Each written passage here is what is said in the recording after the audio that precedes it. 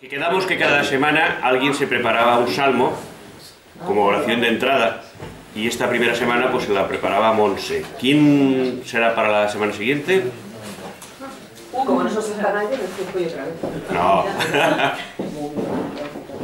¿Vale? Venga, Robus. Robos. Se lo trae preparado para la semana que viene. Solo busca un salmo. Bueno. ¿Sí, Robos? Voluntario. He mandado. Bueno. Tienes el salmo. He escogido el Salmo 62.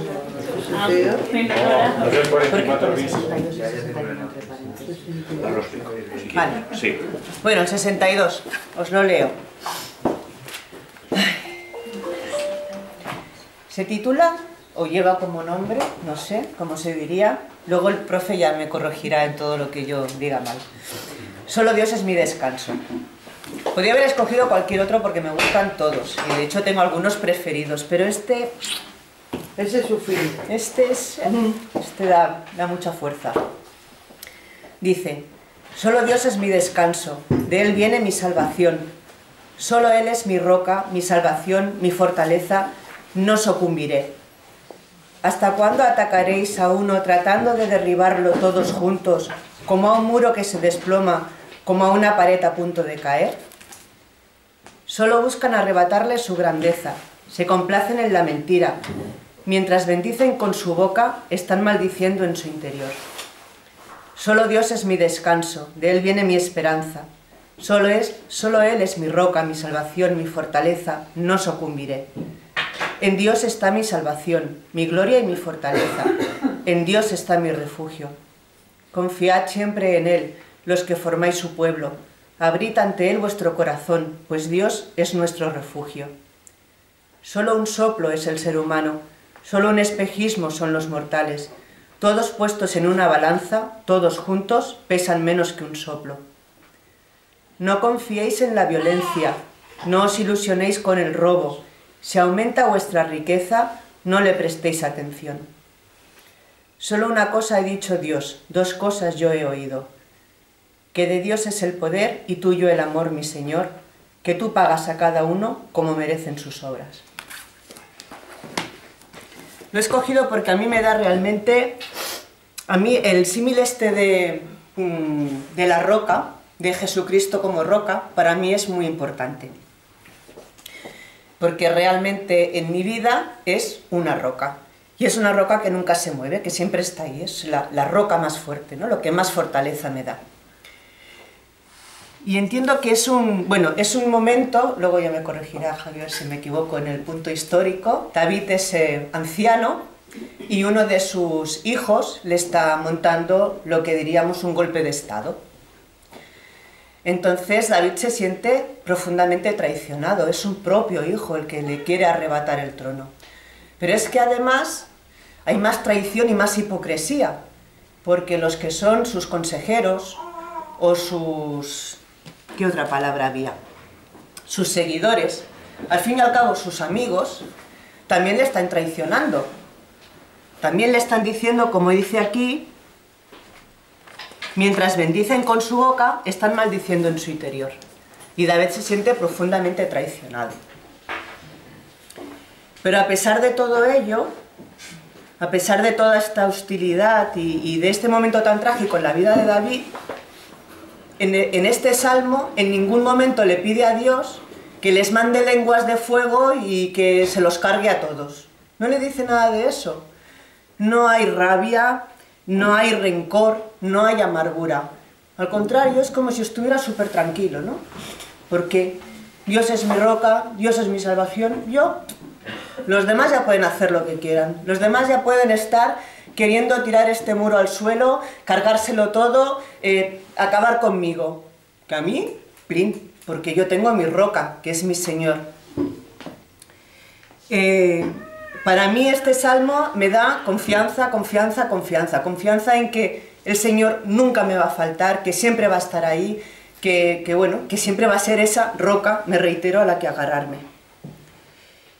Y bueno, y como David, lo que me da este salmo también es, aun en momentos de crisis y en momentos de prueba y en momentos de la vida que son oscuros, porque no sabes cómo van a acabar las cosas, no sabes por dónde misma tú vas a salir, pues es sencillamente levantar la voz para alabarle y para agradecerle que siempre esté ahí para poderme agarrar a esa roca. Y ya está. Muy bien. Muy bien. ¿Alguna cuestión del día anterior? Me ha comentado o me ha preguntado ella algo y ahora lo contestaré, pero si hay alguna cosa más lo reunificamos. Ella me ha comentado que el Salmo tiene dos numeraciones, este que ha leído ella, ¿no? Más o menos así. Sí, 62. Sí. Sí. ¿A qué responde? Responde a dos numeraciones de dos Biblias distintas, ¿eh? De hecho, este correspondería a la Biblia hebrea y este correspondería a la Biblia de los 70 o la primera versión de la Biblia en griego, ¿eh? ¿Qué es lo que ocurre? En las traducciones actuales, normalmente vamos a seguir la numeración hebrea, que es la numeración la clásica, por decirlo de alguna manera. En cambio, litúrgicamente vamos a seguir la numeración de la Septuaginta. ¿Por qué? Porque la Vulgata, en un primer momento, lo que tradujo, aunque tuvo presente los textos hebreos, tradujo más los textos griegos. Y por tanto, la numeración que pasó a la Vulgata, las siglas son estas, que es la primera traducción, la traducción que hizo San Jerónimo, y algunos discípulos suyos la terminaron, pensar que esa traducción es la que se convirtió en la traducción oficial de la Iglesia. Y por tanto, en la liturgia, si tuviésemos que leer este salmo cuando lo leemos en la Eucaristía, veríamos que es el Salmo 61 y no el 62, porque en la liturgia se sigue la numeración de la Vulgata, que es la de la Septuaginta. En cambio, en las Biblias, en las traducciones, se sigue más la traducción de la Biblia hebrea. Ha quedado más o menos claro, ¿no? No es nada complicado, ¿eh? Son las dos numeraciones que hay. No pasa solamente en los salmos, pero donde se ve con más claridad en los salmos. De todas formas, en las dos colecciones hay 150 salmos, ¿sí? Tanto en la Biblia hebrea como en la Septuaginta.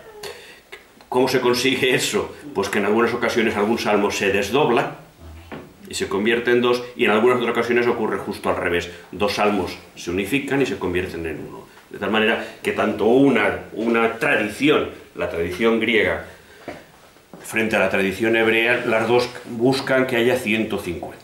150 es un número muy importante, que ya lo veremos, ¿eh? De tal manera que es un múltiplo de 5, ¿eh? Y el número 5 dentro del mundo de la Biblia es un número importantísimo, no es el único. ¿Por qué? Porque 5 son la Torá, 5 son lo que nosotros llamamos el Pentateuco. De tal manera que la Torá va a ser los textos para el mundo hebreo, para el mundo judío, los textos más importantes de la Biblia, ¿eh? Mucho más incluso que los profetas. No va a pasar así en la época cristiana, pero pensar que dentro del judaísmo, hablar de la Torá, seguro que recordáis en los evangelios aquella expresión, la ley y los profetas, ¿verdad que nos suena? La ley es la Torá y los profetas. ¿Alguna cuestión más de la semana anterior? Veremos alguna cosa más. Y quizá ahora ya introduciendo en esto, veremos la división de nuestras Biblias. La mayoría de vosotros veo que tenéis esta. Incluso Mon se ha traído, pasa que la edición cara, la que edició, pero el texto es el mismo, ¿eh? El texto es el mismo. En las traducciones modernas, sobre todo en las traducciones ecuménicas, hice una pequeña aclaración en ese sentido, ¿eh? Hay quien dice, yo quiero una Biblia católica. Es una tontería. Las traducciones, lo que yo quiero es una traducción buena. Una traducción buena. Y hay traducciones protestantes muy buenas y mejores que algunas católicas y viceversa. Actualmente a lo que se tiende es hacer traducciones ecuménicas en las que trabajan conjuntamente o trabajamos conjuntamente católicos de distintas confesiones cristianas, ¿eh? Ya sea protestantes, ya sean ortodoxos.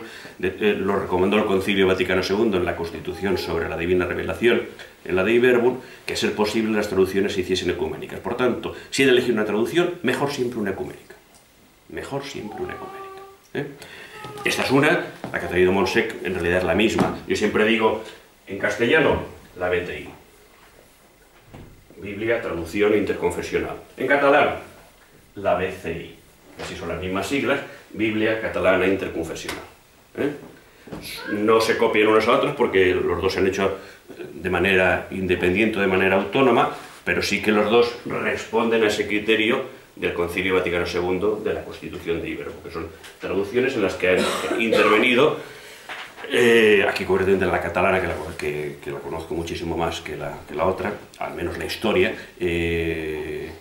Hubo algunos grandes biblistas también protestantes trabajando en el tema de la traducción. No me acuerdo cómo se llama, conozco al hijo, al padre no le llegué a conocer, Samuel Sais, que es un profesor en la facultad de griego bíblico, entonces conoce muy bien los textos, y su padre aún muchísimo más, que falleció hace escasos años. ¿Y de dónde las traducen, Javier? Sí, vale. ¿De dónde las traducen? Eso es un problema mayor. Además que no funciona igual del Antiguo como del Nuevo Testamento. Aquí hay un tema de cuestión de crítica textual, que es un tema complejo. Intentaré explicarlo lo más fácilmente posible y lo más breve posible. Vamos a ver, empezaré por el Nuevo Testamento porque quizá es más sencillo de explicar. Las Biblias actuales, todas sin excepción, quizás son exageración, la inmensa mayoría de las Biblias actuales es una traducción a partir de un texto neutro. ¿Qué quiero decir con esto? De un texto que no corresponde a un manuscrito, concretamente, o a un códice. Tenemos los grandes códices, el Códice Vaticano, hay diversos códices que han llegado a nosotros, pero esos códices normalmente no están traducidos. ¿Qué es lo que hay? Hay todo un equipo de investigación, desde hace ya muchos años, incluso empezó antes del siglo XX, que empezaron a intentar buscar un texto crítico. ¿Qué quiere decir un texto crítico? Un texto crítico quiere decir un texto que se buscase o se intentase aproximarse más al texto original. Y para eso se utilizan unas herramientas que se llama, es de crítica literaria, son herramientas de crítica literaria, texto crítico. No lo pensaba explicar ahora, os traeré un día los textos para que los veáis. ¿Cuál es el texto que ahora se utiliza? Se llama el Nestle Adam y normalmente se pone así, el 27, aunque acaba de salir hace escasamente un año el 28. 27 y 28, ¿qué significa? La edición. Ya vamos por la edición 28. ¿Qué es el Nestle Adam 27 o qué es el Nestle Adam 28? El Nestle Adam es el nombre de dos autores, Nestlé y Adam, que son los coordinadores, por decirlo de buena manera, de este trabajo de crítica textual. Estamos hablando, en este caso ya no estamos hablando sino de crítica textual. Pensar que del Nuevo Testamento tenemos aproximadamente 2000 documentos diferentes. Y eso significa que la labor de traducción es compleja. ¿Cuál es la labor de los especialistas en crítica textual? Que son muy pocos en el mundo, son muy pocos. Dentro del campo católico, el que es más conocido y que creo que hizo una labor menos conocido el campo católico que en el protestante es el cardenal Martini. Era uno de los grandes especialistas mundiales de crítica textual. Os suena el nombre, ¿verdad? Porque además escribió muchos libros de divulgación bíblica, pero quizá era menos conocido su trabajo de investigación en crítica textual. Y aquí teníamos uno catalán, que también era un especialista en crítica textual, que yo lo tuve como profesor, que es Josep O'Callaghan, que también murió hace un par de años. No llegaba al nivel de Martini, pero bueno, era de los buenos. ¿Qué es lo que hacen todos los especialistas? A partir de los diversos documentos, insisto, del Nuevo Testamento hay muchísimos documentos. Entonces se va ampliando cada día. No. Bueno, se van encontrando, a veces se encuentran, cada día no. Cada día quiero decir que... Cada día los encuentran. No, pero se puede ir ampliando.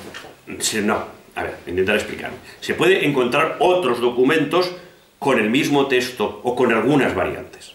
¿Qué es lo que ocurre? De esos 2000 manuscritos, algunos son pequeñísimos, algunos se encontraron algunos que tienen 3 letras, 4 letras, o sea, el número de 2000 nos puede asustar, nos tiene que asustar también, pero pensar que estamos ante una colección inmensa, pero algunos que nos sirven bien poquito. ¿Que hay variantes? Muchas. Las variantes pueden ser por muchas causas, algunas por errores.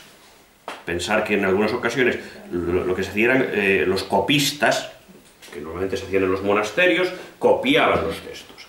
Cuando llevas 8 horas copiando, El no equivocarse es casi imposible, ¿eh? Y en algunas ocasiones pensemos que algunos de los copistas eran muy buenos dibujantes, porque dibujaban las letras, pero no conocían la lengua. Con lo que la situación se complicaba, ¿eh? En el tema de crítica textual, ¿eh? Estoy hablando de crítica textual, todo eso se complicaba. Entonces, errores hay muchos, muchos. Se pueden contar por miles los errores a la hora. Pero bueno, si tú tienes los textos, dices, ¿cuál es el auténtico y cuál es el erróneo? Entonces, ¿cuál es la cuestión de crítica textual? Ver que aquella palabra, aquella expresión que encontramos en un texto, las veces que se repite en otros textos, pensando que esos textos no son copia del erróneo, que también puede ocurrir. Por eso os decía que el trabajo de crítica textual es un trabajo muy arduo y muy difícil, ¿eh? No solamente hay errores, a veces el copista pensaba, esto no se entiende bien, voy a cambiar una palabra por otra. También, ¿eh? Os estoy diciendo. Y en algunas ocasiones acaban de copiar el Evangelio de Mateo y ahora están por el de Marcos. Y recuerdan unas palabras que empiezan igual. Y le viene a la memoria la otra. Y como está, cuando uno copia, lee, copia, lee, copia. Le viene a la cabeza y ha mezclado cosas que decía en un Evangelio y lo pone en otro Evangelio. A veces notas, ¿eh? Muy a grandes rasgos son los problemas que se encuentran los especialistas en crítica textual, ¿eh? Yo he hecho algo de crítica textual, pero muy incipiente, porque además es complicado, ¿eh? De hecho, cuando te dediques a la exégesis tienes que saber algo de crítica textual, si no, mal andas. Pero pensar... la semana que viene, si Dios quiere, os traeré el texto de crítica textual del Ernest Leda, el 27, os traeré, que lo tengo en casa, para que lo veáis, al menos verlo, cómo funciona. Veréis que en ese texto tenéis de texto así y de notas 3/4 partes. ¿Y qué son las notas? Las variantes.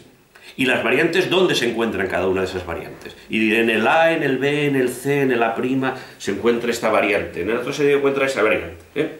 ¿Sí? ¿Qué es lo que hacen los especialistas en crítica textual, encabezados en este caso por Nestle Adam? Bueno, pues a partir del estudio de todos esos manuscritos, de todos esos documentos, de papiros, y no solamente de papiros, de una manera especial a partir de los diversos códices que hay, el Codex Vaticano, el Codex Alejandrino, el Codex Bizantino, hay una gran cantidad de códices que son posteriores pero que nos dan un texto muchísimo más amplio. No se explica lo que es un códice, ¿verdad? Os hablé de papiros y de pergaminos. En el siglo I ya de nuestra era se inventó el códice. ¿Qué es el códice? Pues van a ser los primeros libros. Pensar que en la época de Jesús, el siglo I, con lo que más se trabajaba ya no era con papiro, sino con pergamino que provenía de piel de animal. Pero era muy difícil. Pensar que eran los rollos, tanto de los papiros como de los pergaminos, a nivel de manejarlos muy complicado. Y a nivel de tenerlo uno acceso, es muy complejo. Que hay quien dijo que se lo inventaron los cristianos. No lo inventaron los cristianos. Es crítica histórica. Pero sí que es la verdad que los cristianos fueron los que más lo utilizaron. Los códices, ¿qué es lo que hicieron? Recortar los pergaminos, haciéndolos de tamaño más pequeño. Más pequeño no quiere decir esto, ¿eh? Más pequeño que el rollo, y coserlos. De tal manera que se podía escribir por una cara y por otra cara, y tenías la página siguiente, y el hecho de estar ya cosido, teníamos un libro muy primitivo, pero un libro, ¿eh? Siglo I.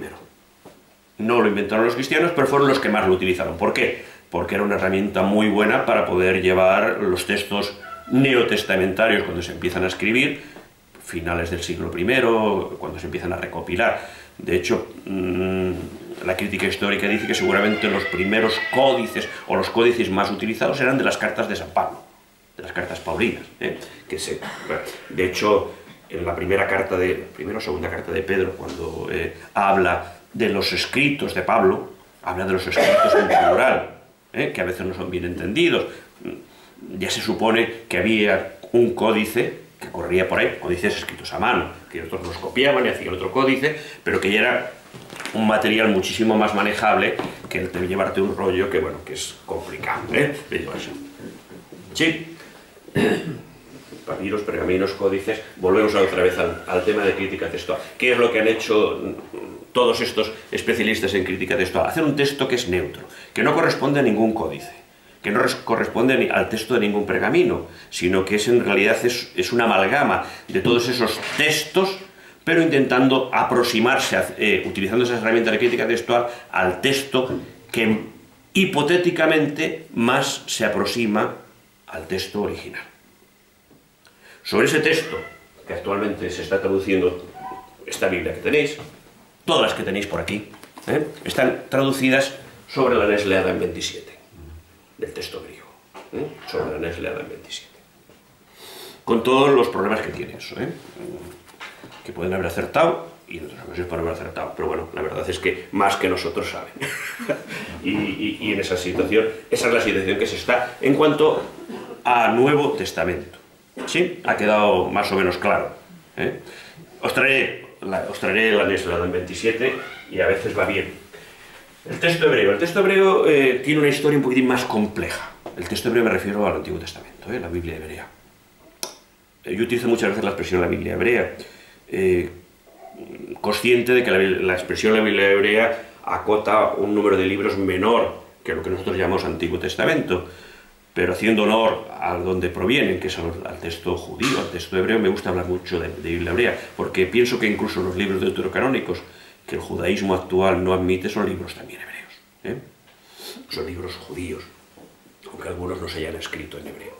Decía que el tema actualmente en Nuevo Testamento es un poquitín más complicado. En Antiguo Testamento, perdón. En Antiguo Testamento o en la Biblia hebrea es más complicado. ¿Por qué? Porque desde una perspectiva de diálogo interreligioso, ahora no estoy hablando de comunismo es entre cristianos, diálogo interreligioso entran algunos más, y en este caso los judíos son nuestros padres en la fe, no nos engañemos, y el Antiguo Testamento se lo debemos a ellos, el Nuevo también, pero bueno, eso es otro tema. Pero el Antiguo Testamento de una manera especial se lo debemos a ellos. ¿Qué es lo que ocurre? Un poquito de historia, muy breve, porque si no es muy difícil comprenderlo. Pensar que después de la destrucción del templo de Jerusalén y de la ciudad de Jerusalén, estamos hablando del año 70 ya de nuestra era, en el año 70 de nuestra era, desaparecieron casi todos los grupos judíos. Desaparecieron los saduceos, desaparecieron los bautistas, no la familia bautista, desaparecieron los bautistas, desaparecieron los esenios, los diversos grupos que eran muchísimo más plurales en la época de Jesús que en la época después del cristianismo incipiente. Pensemos que el judaísmo era muchísimo más plural, que a partir de los años 80, 90, desaparecieron. ¿Quién son los que quedaron? Los fariseos. Los que no estaban tan apegados al templo, los que iniciaron de una manera especial, sobre todo a partir en el exilio y después del exilio de Babilonia, siglo VI, V antes de Cristo, donde empezaron las sinagogas. Ellos se convirtieron en los rabinos de la época, ¿y qué es lo que ocurrió? Que pidieron permiso a Roma para reunirse y fijar el texto bíblico. Año 90, final del siglo I de nuestra era. El canon judío es muy posterior. Sí que había colecciones de libros, pero decir que se reuniesen desde la perspectiva judía, desde la perspectiva del pueblo de Israel, y dijese, estos son los libros que nosotros, voy a utilizar la palabra que ellos utilizan, nosotros decimos canónico, ellos dicen los libros que manchan las manos.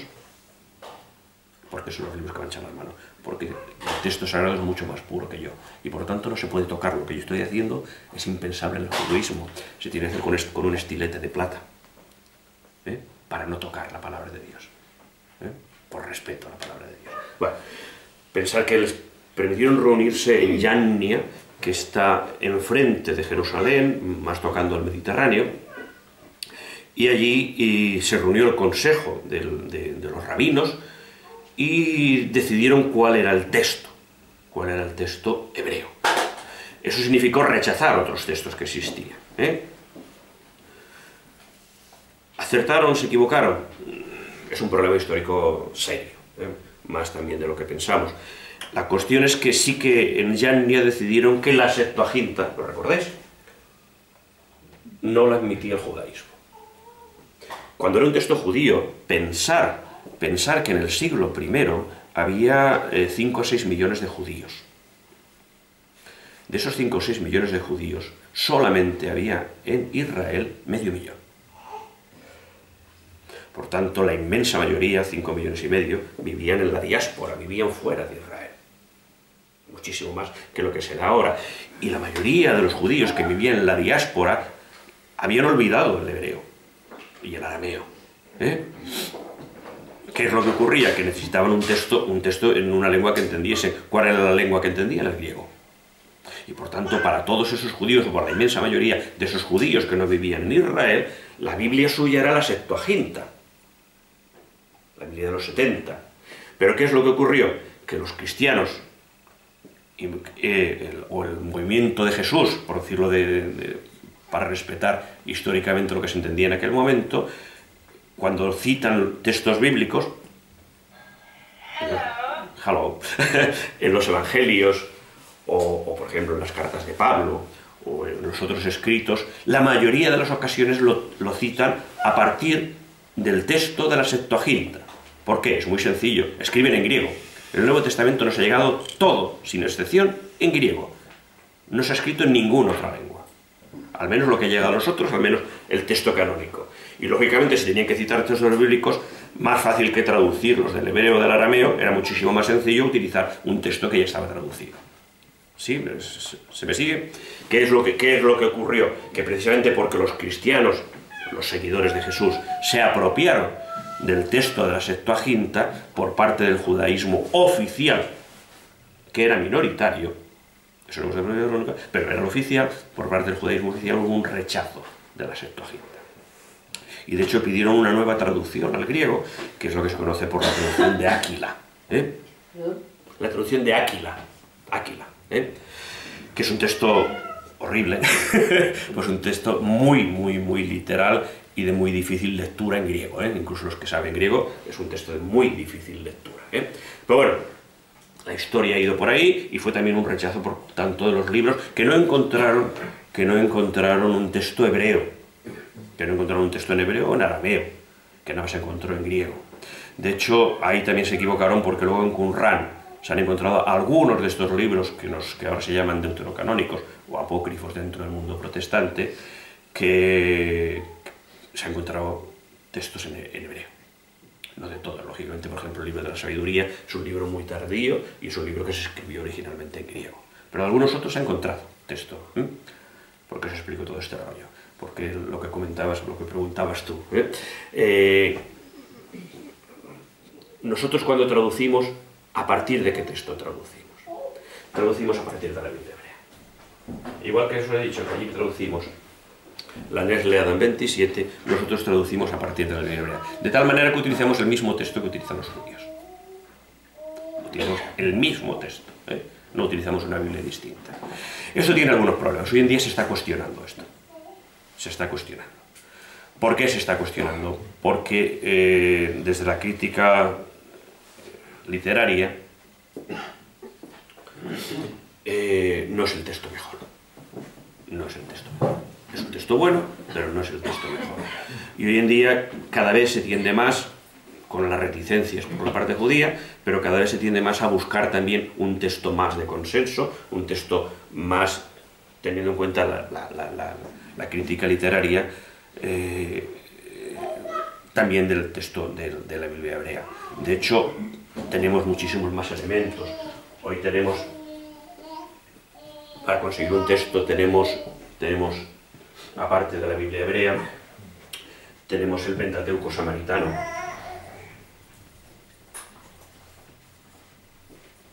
Que es el texto que nos llegó a través de los samaritanos conocidos, ¿no? Por lo menos nos suenan de los evangelios, que son los restos que quedan de las tribus del norte, mezclado con otros pueblos, con los asirios. Pero sí que nos llegó a través de ellos el Pentateuco, y parece que el Pentateuco responde a un texto mucho más antiguo que el de la Biblia hebrea tal como nos ha llegado a nosotros, con algunos problemas también de crítica textual. Ahora seguimos en crítica textual.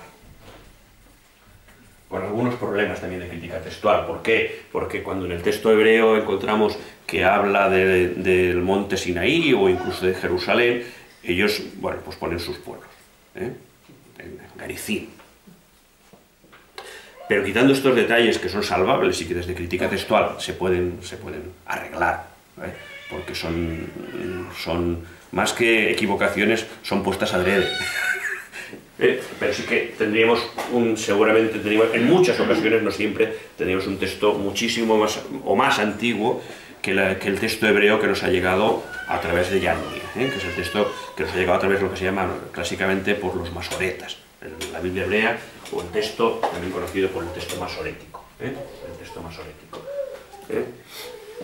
¿Qué tenemos más para crítica textual? Lógicamente tenemos la Septuaginta. La Septuaginta se cuestionó durante tiempo que fuese un texto muy antiguo. Sabéis que os dije que la traducción se comenzó de la Torá en el siglo III a.C., pero se acabó en el siglo I también a.C., lo recordáis, ¿no?, de la semana pasada. Se cuestionó todo de que fuese un texto muy antiguo y se decía que el texto hebreo no era más antiguo. Hoy se sabe que no es así.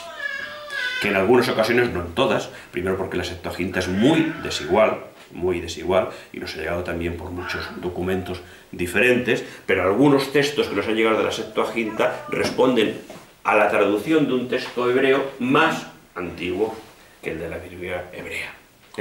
Y por tanto, a nivel de crítica textual, actualmente se está trabajando en ese sentido. No solamente traducir de la Biblia hebrea, que es lo que se ha hecho hasta ahora y que es lo que tenemos en nuestras Biblias, sino tener en cuenta el Pentateuco samaritano, tener en cuenta la Septuaginta, bueno, y muchísimas más cosas, las traducciones más recientes, como las traducciones al siriaco, o incluso en otras lenguas, o al copto.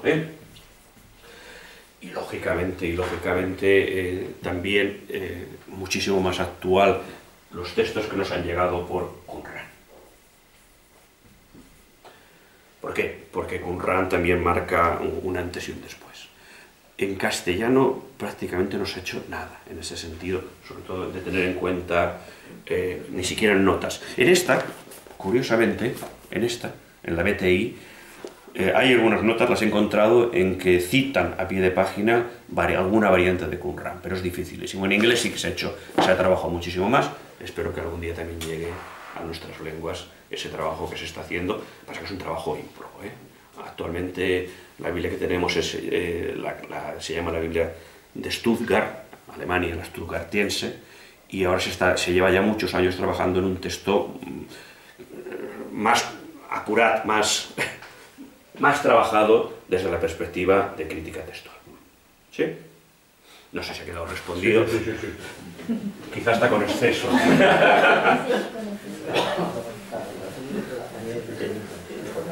Pero pensar que, bueno, que esa situación está ahí, y no es fácil. Claro, dices, ¿cuál es el texto que es palabra de Dios?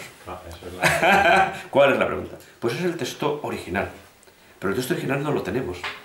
¿Es una traducción? No.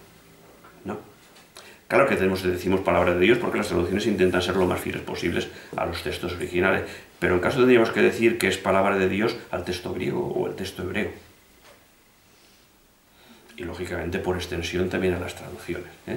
Pero por eso también cada vez es más importante el ir afinando. Por tanto, decir, es un tema que no está cerrado. Y eso creo que no es negativo, creo que más bien es positivo. Pasa que ya veis que las cosas se complican más la vida, o nos complican más la existencia. Que Antonio que no me va a preguntar. No, pero bueno, también entraba dentro de la temática, o sea, no. Bueno, estuvimos hablando de los diversos géneros literarios, no voy a insistir, pero quizá por algunos de los que han venido nuevo, es importante a la hora de acercarnos a los textos bíblicos, tanto del Antiguo como del Nuevo Testamento, el intentar ver ante qué género literario nos encontramos. ¿Por qué? Porque si no caeremos, lo que decíamos, en una lectura literalista, fundamentalista o piadosa, pero que no es la lectura auténtica. No es la auténtica. Por tanto, es importante ver si nos encontramos ante historia, ante narraciones épicas, ante un texto profético o los diversos géneros literarios que encontramos en la Biblia, legislativo, narrativo, los que vimos. La Diver Buronce, en este tema de los géneros literarios, os decía la semana pasada, pensar que los textos no podemos intentar ver los textos como textos científicos o como textos históricos en el sentido moderno. Nos equivocamos y buscamos eso. Y eso sería una lectura literalista, ya se haga desde la perspectiva creyente o incluso desde la atea para atacarnos. Pero eso serían lecturas literalistas y lecturas fundamentalistas. No. Lo que intentamos es buscar un mensaje de salvación. La Dei Verbum, que es la Constitución sobre la palabra de Dios en la vida de la Iglesia, dice, hay que confesar, Dei Verbum 11, hay que confesar que los libros de la Escritura enseñan firmemente, con fidelidad y sin error, la verdad que Dios quiso consignar en las Sagradas Letras para nuestra salvación. Esa es la perspectiva. Es la verdad sin error para nuestra salvación. El resto de perspectivas son perspectivas en el que es posible que haya errores. No solamente es posible, hay errores. Hay errores cronológicos, hay errores históricos y hay incluso contradicciones. Muy frecuentes, mucho más de lo que pensamos. Pero eso no altera la verdad de la palabra de Dios. Simplemente pensar que los autores humanos están utilizando un lenguaje humano con todas las limitaciones que tiene el lenguaje humano. A veces de incomprensión, de querer decir una cosa y que se entienda otra. Yo me quiero mucho a Paqui, pero ¿cuántas más ocasiones a veces dices una palabra y ella entiende otra? Y viceversa. ¿O no es así? ¿Por qué? Porque el lenguaje humano tiene muchas limitaciones. Pensar además que estamos en un lenguaje con una distancia, os decía, pues pasado una distancia cronológica y cultural inmensa con respecto a nosotros, y por tanto las posibilidades de equivocarnos es muchísimas más. Es muchísimas más. Podría decir ejemplos hasta la saciedad, de veces. ¿Quién mató a Goliat? David, ¿verdad? Todo el mundo diríamos David. Pero si leéis 3 capítulos después, veréis que fue el escudero de David. Y ¿saben qué quedamos? Y así vamos a encontrar mucho. Las plagas de Egipto, ¿cuántas fueron? Veríamos que hay varias narraciones, de casi siempre, de todos la literatura épica que encontramos en la Biblia, hay más de una narración. Y se contradicen a veces en una narración con respecto a la otra. O se contradicen o tienen datos diferentes.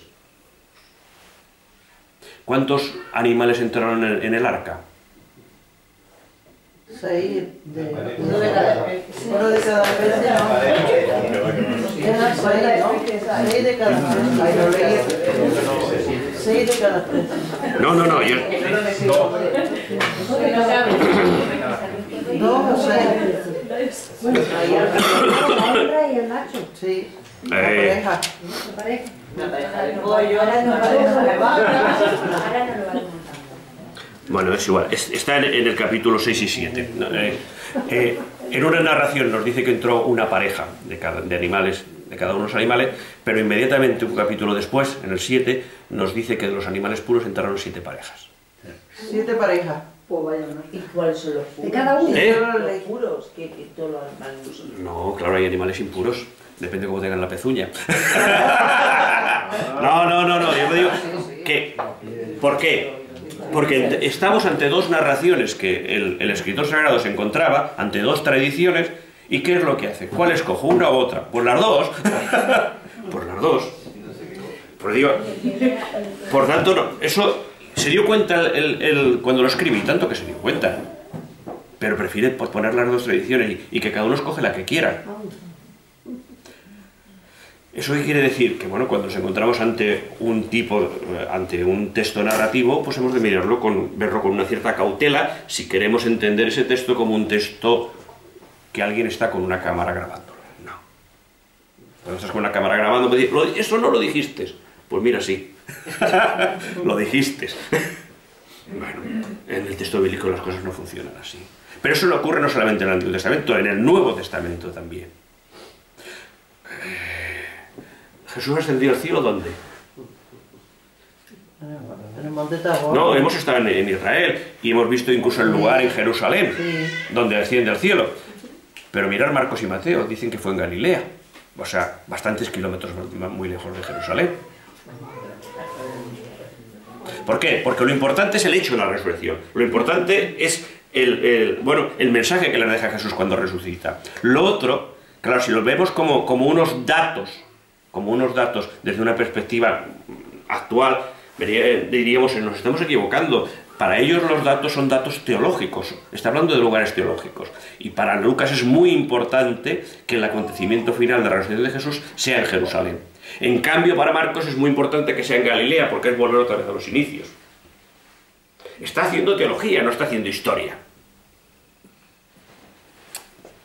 Se podrían multiplicar los ejemplos que hay contradicciones, tanto en el Antiguo como en el Nuevo Testamento, pero infinidad, cada página, prácticamente. Por tanto, no busquemos historia en el sentido moderno. Incluso, cuando salieron de Egipto, si echamos las cuentas tal como nos hace la Biblia, que se pueden echar las cuentas, veríamos que sale el siglo XIV. Pues no, se equivocaron en 200 años. El autor de la Biblia. No, salieron en el 12. Pero bueno, los medios que tenían para calcular la cronología, si se escribió 600 años después, era muchísimo más complicado que no los medios que tenemos nosotros. Por tanto, ¿hay errores cronológicos? Sí. ¿Hay errores históricos? Muchos. Está plagado de errores históricos. No se pueden leer los textos desde una perspectiva literalista. Recordáis que hacía la diferencia entre literal y literalista. Literal sí, literalista no. Literal es intentar averiguar qué es lo que el autor quiere explicar. Literalista es intentarlo leer con los ojos del siglo XXI de un europeo o de un catalán. No. Estamos en una cultura distinta y que lo que nosotros damos importancia ellos no le dan nada, y viceversa. Bueno, es importante, ya desde otra perspectiva, una lectura eclesial comunitaria. Empezamos a tocar algunas cosas la semana pasada. Los textos, todos los textos bíblicos, sin excepción, os comentaba, son textos para ser escuchados. Os decía que uno de los verbos que más se utiliza en la Biblia es escuchar. Y no solamente en la oración del Shema Israel, Adonai Elohenu, Adonai Echad, escucha Israel, el Señor nuestro Dios es el único, amarás al Señor tu Dios, etc., con todo tu corazón, con toda tu alma. No solamente en este momento, en la oración matinal y nocturna, que tiene que hacer todo buen judío, y por tanto que la hacía también Jesús, y el grupo de los 12, y María, y José, sino es continuo en la Biblia hebrea, es continuo en el Antiguo Testamento, el verbo escuchar. Os decía, ¿por qué? Porque lo normal no era llevarse la Biblia encima, sino era escuchar. ¿Y escuchar el qué? En los actos cúlticos, en los actos litúrgicos. Nosotros ya decimos en la Eucaristía. Pensar que, bueno, cuando ellos se reunían en el templo, o cuando se reunían después, posteriormente, en la sinagoga judía y la sinagoga cristiana. Pensar que eran momentos para escuchar esa palabra de Dios.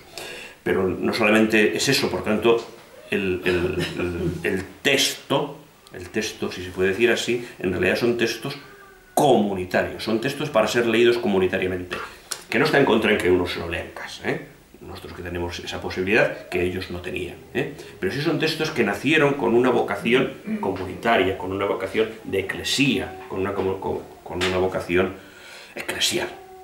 Son textos que nacieron así. Y no solamente nacieron con una vocación eclesial, sino que nacieron en la eclesía, nacieron en la comunidad creyente.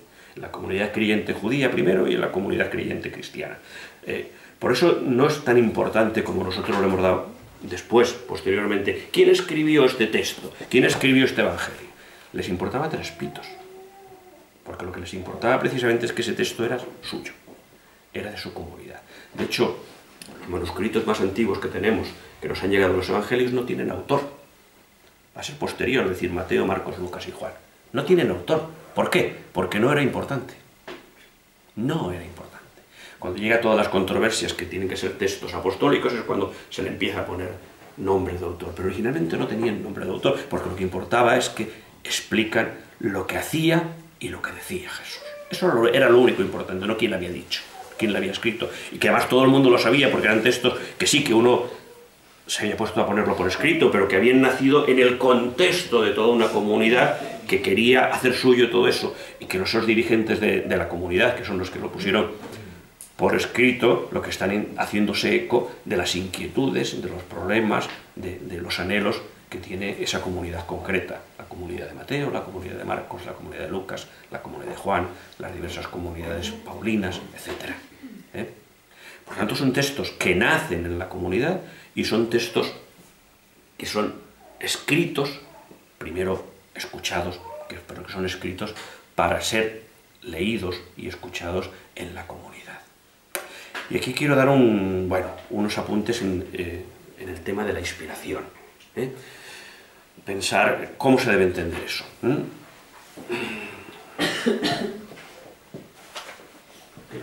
Por aquí. Ah, gracias. Esto cada vez se enguarra más y se ve menos, ¿no? Pensar que con el tema de la inspiración, ya que estamos aquí en la lectura comunitaria, está Dios inspirador. Lo digo porque acaba de salir un documento de la Pontificia Comisión Bíblica, hace nada, en diciembre creo que ha sido, sí, del 2014, que es un tema muy interesante, precisamente sobre el tema de la inspiración. Es Dios inspirador. El principal protagonista es Dios. No digo Dios que dicta, no estamos en el Corán. Dentro del mundo islámico sí que existe la idea de que Dios, a través del arcángel Gabriel, dictó los textos a Muhammad, a Mahoma, y él los puso por escrito sin cambiar ni una coma. No estamos en esa forma de entender la relación de la Biblia con la comunidad creyente. No. Y esto tiene que quedar claro, porque históricamente a veces se ha entendido así. No. Dios no dicta nada. Inspira. Que no es exactamente lo mismo. ¿Sí? Por tanto, Dios es el inspirador. Para que esos autores humanos escriban sin error. Escriban lo que Él quiere transmitir. Pero el mismo Concilio Vaticano II, en la Dei Verbum, en el punto 10, en el número 10, dice que son auténticos autores. Por tanto, están los autores humanos inspirados. ¿Sí? Insisto, que son auténticos autores. ¿Y eso qué quiere decir? Que cada uno escribe con su leche, que cada uno escribe con su circunstancia. Por ejemplo, en Pablo hace la carta a los Gálatas, en realidad enfatiza el tema de si he de cumplir según la ley de Moisés todas las normas alimenticias o de circuncidarme, y la fe que viene de Dios como una respuesta a la llamada de Dios en Jesucristo.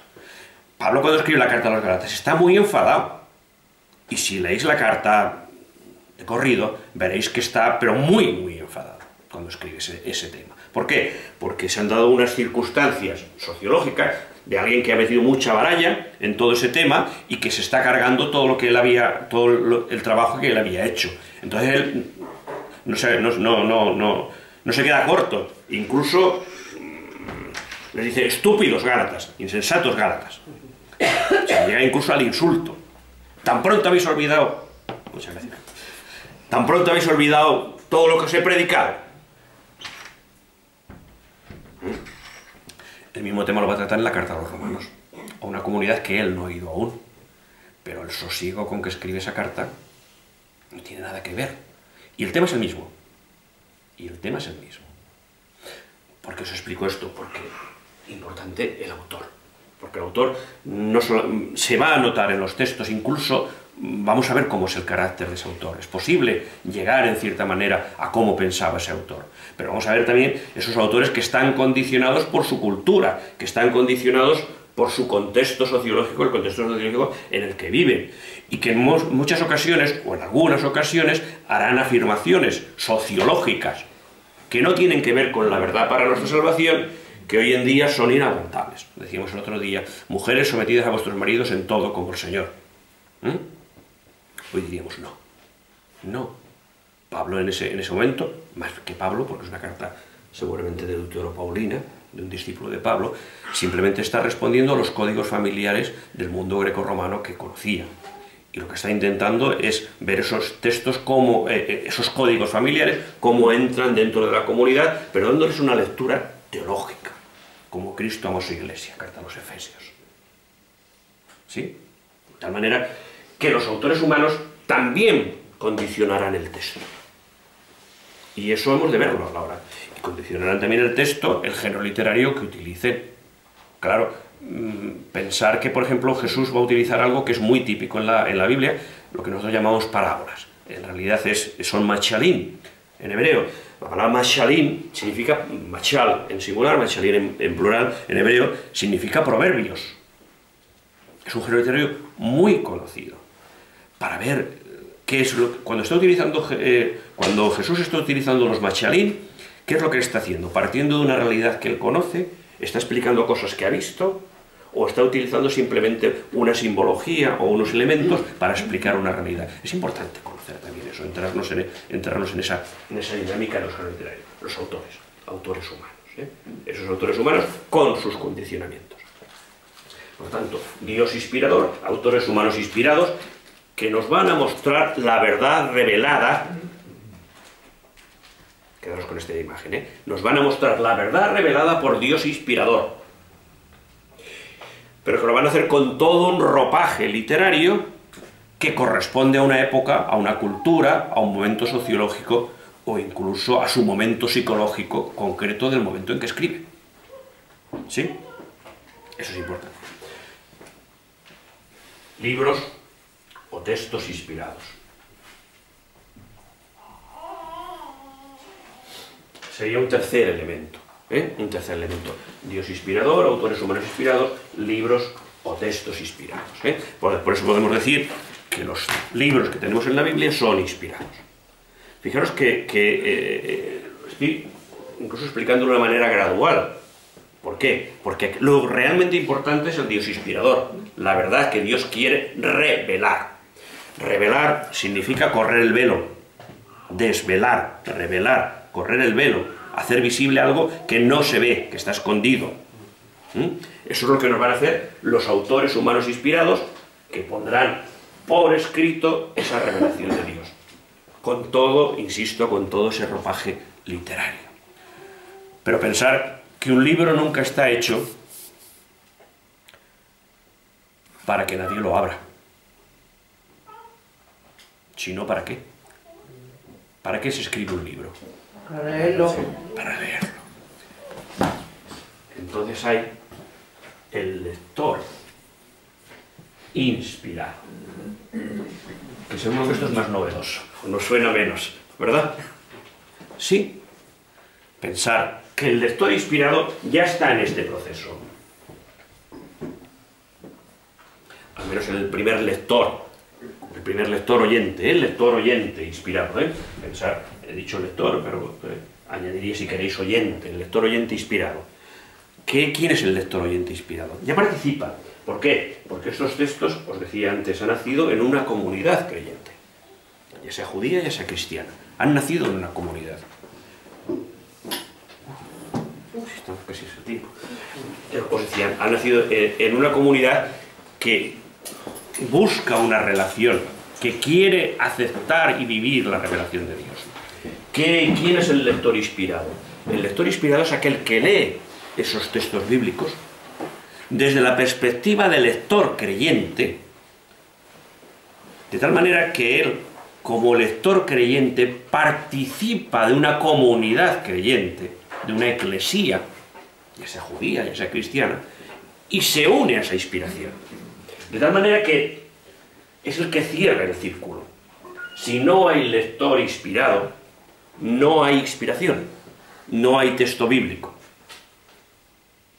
Claro, aquí no estoy hablando, porque nadie se lleve a confusión, no estoy hablando de una lectura como se achacó en un momento histórico al protestantismo, que cada uno lee lo que le da la gana, no. Estoy hablando de todo ese proceso. Fijaros que en el sínodo de los obispos sobre la palabra de Dios, en la vida y en la misión de la Iglesia del 2008, y después en la exhortación apostólica posinodal que escribió Benedicto XVI en el 2010, la Verbum Domini, hablaron de este tema. Y concretamente en el discurso final del sínodo se habló de una cuádruple realidad de la palabra de Dios. Se dijo que la palabra de Dios, seguro que suena, tiene un rostro, porque yo lo he explicado alguna vez, tiene un rostro, no es un libro, tiene un rostro, y ese rostro es Jesucristo. Jesucristo es la palabra de Dios. Juan 1, 1 y siguientes. Y el verbo y la palabra de Dios se hizo carne. Nosotros no somos seguidores de un libro. De hecho, se ha dicho históricamente las tres grandes religiones del libro: el judaísmo, el islam y el cristianismo. No, el cristianismo no entra dentro de esa dinámica. No, sí que es verdad que tenemos un libro, pero nosotros no somos seguidores de un libro. No somos seguidores como los musulmanes del Corán. Nosotros no somos seguidores de la Biblia. Somos seguidores de Jesús de Nazaret, el Hijo de Dios vivo, muerto y resucitado para nuestra salvación. De eso somos seguidores. Y esa palabra de Dios tiene un rostro, y es lo más importante. Ese rostro es Jesús, Jesús de Nazaret. Pero tiene también, se decía en el siglo, tiene también una voz. Y esa voz sí que es esta. Dios que quiere hablarnos. Y la forma que nos va a hablar es a través de su palabra. De tal manera que el Papa Benedicto XVI comentaba en su exhortación apostólica que a veces decimos cuando vamos a la oración: yo es que no veo que Dios me hable. Dices que a veces no sabemos escucharle, porque Él ya nos ha hablado y quiere seguirnos hablando, y nos va a hablar a partir de la palabra de Dios. No va a hablarnos de otra manera. Sí que puede hacerlo de formas excepcionales, como a Dios le dé la gana, porque a Dios no le podemos decir cómo tiene que hacer las cosas, pero la forma habitual, ordinaria de hablarnos Dios es a través de su palabra. De tal manera que el desconocer la palabra de Dios es desconocer a Jesucristo. Si no hemos leído la palabra de Dios completa, no conocemos a Jesucristo plenamente. Hay que ponerse las pilas y hay que empezar ya. Tiene un rostro, tiene una voz, la palabra de Dios. Tiene una casa. ¿Y sabéis cuál es la casa? La comunidad creyente, la iglesia. Esa es la casa de la palabra de Dios. No es un texto para que, bueno, me gusta este libro, literariamente me siento a gusto, y porque aparte tiene muchísimos géneros literarios y es muy interesante. No. La casa de la palabra de Dios es la comunidad creyente. Y por tanto los textos se han de leer, desde la casa de la palabra de Dios. Ese es el lector inspirado. El que lee los textos desde esa perspectiva. Y tiene una misión, que es la de llevar esa palabra de Dios a todos los seres humanos. Quiero acabar con una cita del Concilio, que creo que es muy interesante, que es clarificadora, sobre todo en esta última parte del lector inspirado, porque quizás teológicamente es un tema no tan desarrollado como los otros tres anteriores. Concretamente es de la Constitución dogmática sobre la Iglesia, la Lumen Gentium, en el número 12. Dice: el pueblo santo de Dios, o por tanto la comunidad creyente, uno de los títulos preferidos del Concilio Vaticano II para hablar de la Eclesía, para hablar de la Iglesia, es pueblo de Dios. Además es el título más bíblico que hay, y yo creo que hay que recuperar ese título, porque a pesar de que el Concilio Vaticano II intentó que fuese el título principal, no siempre es el más utilizado. A veces se habla de Iglesia desde muchas perspectivas y no se habla desde pueblo de Dios, que es la más bíblica de todas. El pueblo santo de Dios participa también, todo el pueblo de Dios, del don profético de Cristo. El profeta es el que es la voz de Dios, no el adivino. Difundiendo su vivo testimonio, sobre todo por la vida de fe y de caridad, ofreciendo a Dios el sacrificio de la alabanza, el fruto de los labios que bendicen su nombre. La universalidad de los fieles, fijaros, es que no tiene desperdicio ni una sola palabra. La universalidad de los fieles, o sea, toda la Eclesía, todo el pueblo de Dios, que tiene la unción del Santo de Dios, no puede fallar en su creencia. Es infalible. No solamente el Papa, sino todo el pueblo de Dios. Eso es importante. La universalidad de los fieles que tiene la unción del Santo no puede fallar en su creencia y ejerce esta su propiedad, su peculiar propiedad, mediante el sentido sobrenatural de la fe de todo el pueblo, mediante el sentido sobrenatural de la fe de todo el pueblo. Cuando el obispo hasta los últimos fieles seglares manifiestan el asentamiento universal en las cosas de fe y costumbres, con ese sentido de la fe que el Espíritu Santo mueve y sostiene el pueblo de Dios. Ese es el lector creyente, ese es el lector inspirado. El lector inspirado participa del sensus fidei, del sentido de la fe. El sentido de la fe la da todo el pueblo creyente, todo el pueblo de Dios, movido por el Espíritu Santo.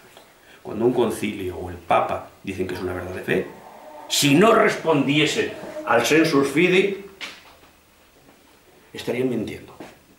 Y el sensus fidei, dice el Concilio Vaticano II, está en el sensus fidelium. Os lo pongo en latín, que es como es el texto original. Ese sentido de la fe está en el sentido de todos los fieles. En el sentido de todos los fieles. Por eso cuando hablo de lector inspirado me estoy refiriendo a esto que habla el Concilio Vaticano II. El lector creyente que participa del sensus fidei, como formando parte de ese sensus fidelium, también forma parte de esa inspiración que comienza en Dios, que sigue por el autor sagrado, que se materializa en un libro, pero que se convierte en vida cuando la coge la comunidad o cada uno de los fieles con ese sentido de la fe. Nos vemos la semana que viene.